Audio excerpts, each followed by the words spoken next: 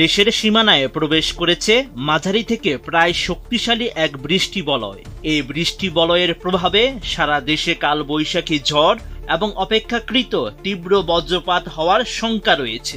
আর এটি দেশ ত্যাগ করতে পারে আগামী 5 মে। 28 এপ্রিল এমন তথ্য জানিয়েছে বাংলাদেশ ওয়েদার অবজারভেশন টিম বা BWOT।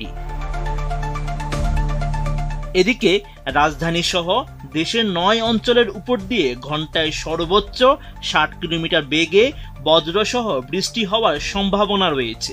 28 এপ্রিল দেশের অভ্যন্তরীণ নদী বন্দরগুলোর জন্য দেওয়া এক পূর্বাভাসে এমন তথ্য জানানো হয়।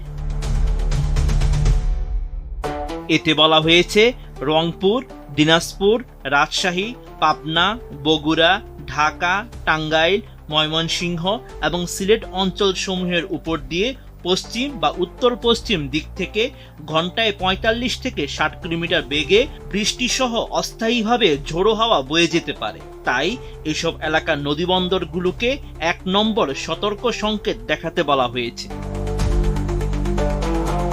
বেসরকারি আবহাওয়া সংস্থা BWOT জানায়, এই বৃষ্টি বলয়টি অধিক সক্রিয় থাকবে সিলেট, ঢাকা, খুলনা, রংপুর ও ময়মনসিংহ বিভাগে এবং মাঝারি সক্রিয় থাকবে রাজশাহী ও বরিশাল বিভাগে।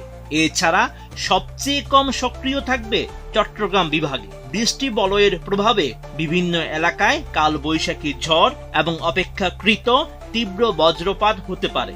এই সময়কালে সাগর বেশিরভাগ সময় নিরাপদ থাকলেও হঠাৎ কালবৈশাখীর কারণে সাময়িকভাবে উত্তাল হওয়ার সম্ভাবনা রয়েছে। BWOT পূর্বাভাসে বলা হয়েছে, বৃষ্টি বলয় চলাকালীন দেশের আকাশ অধিকাংশ এলাকায় আংশিক মেঘলা থাকতে পারে এবং অধিক সক্রিয় এলাকায় মেঘলা থাকার সম্ভাবনা বেশি। বৃষ্টিপাত মূলত আকস্মিক ও স্বল্পস্থায়ী হতে পারে। উত্তর পশ্চিম দিক থেকে কালো মেঘ এবং দমকা হাওয়া বয়ে এসে বজ্রসহ বৃষ্টি হতে পারে।